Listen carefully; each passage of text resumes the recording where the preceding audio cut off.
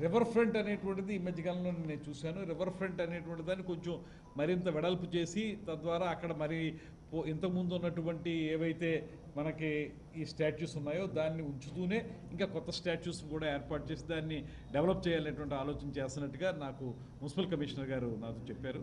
బహుశా river front development కోసం స్థానిక శాసనసభ్యులు అదేవిధంగా ఇంకా ఇతరత్ర ఇద్దరు ఉన్నారు కాబట్టి మనకి స్థానిక శాసనసభ్యులు శ్రీ ఆదిరెడ్డి వాసు గారు, శ్రీ గోరెంట్ల బుచ్చ చౌదరి గారు వారు ఒక ప్లానింగ్ చేస్తూ ఉన్నారు. దానికి మా పర్యాటక రంగం నుంచి లేకపోతే మా డిపార్ట్మెంట్ ఏదైనా సహకారం అవసరమైతే తప్పనిసరిగా మేము అమలు చేస్తాం.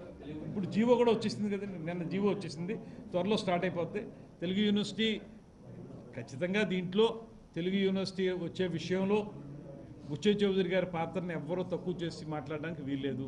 100% కూడా దాని బ్రెయిన్ చైల్డ్. ఆ రోజున ఇక్కడ పొట్టి శ్రీరాములు గారి పేరు మీద తెలుగు విశ్వవిద్యాలయాన్ని ఏర్పాటు చేశారు. దాంట్లో ఇన్స్ట్రుమెంటల్గా ఉన్నటువంటి వ్యక్తి కూడా బుచ్చ చౌదరి గారు. అందులో ఏ రకమైనటువంటి అనుమానం లేనే లేదు.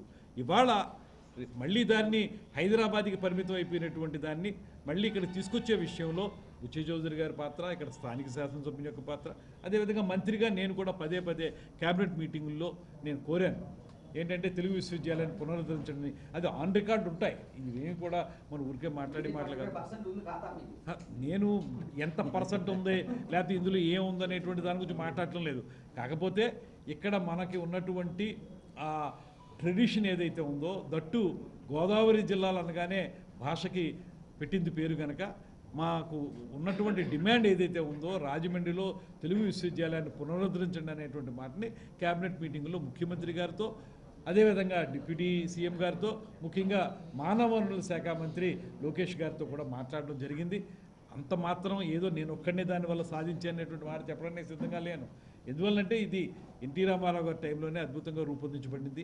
దీన్ని మళ్ళీ పునరుద్ధరించే విషయంలో మేము కూడా క్యాబినెట్ మీటింగ్లో ఒక మంత్రిగా నేను కూడా నా మాటని చెప్పడం జరిగింది. అది చేసినందుకు కూడా వెంటనే క్యాబినెట్కి నేను ధన్యవాదాలు తెలియజేశాను. ఎందుకంటే క్యాబినెట్ ఆ రోజున మేము అందరం ఉన్నప్పుడు క్యాబినెట్లో అందరూ ముక్తకంఠంతో రాజమండ్రిలో తెలుగు విశ్వవిద్యాలయం పునరుద్ధరించబడాలి అనేటువంటి మాటని ముక్తకంఠంతో ఒప్పుకున్నారు కనుక వారందరికీ ధన్యవాదాలు చెప్పడం జరిగింది. అదేవిధంగా ఇప్పుడు ఇందులో ఇది ఉండాలని కోరినటువంటి సహజంగానే తెలుగు విశ్వవిద్యాలయం ఇక్కడ ఉండాలని కోరిన వాళ్ళలో లోకల్ ఎమ్మెల్యే ఉంటారు, అదేవిధంగా బుచ్చ చౌదరి గారు ముందు నుంచి ఉన్న వ్యక్తి ఆయన ఉంటారు. అందరం కలిసి ఇది కూటమి ప్రభుత్వం యొక్క సమైక్య విజయంగానే నేను చెప్తాను.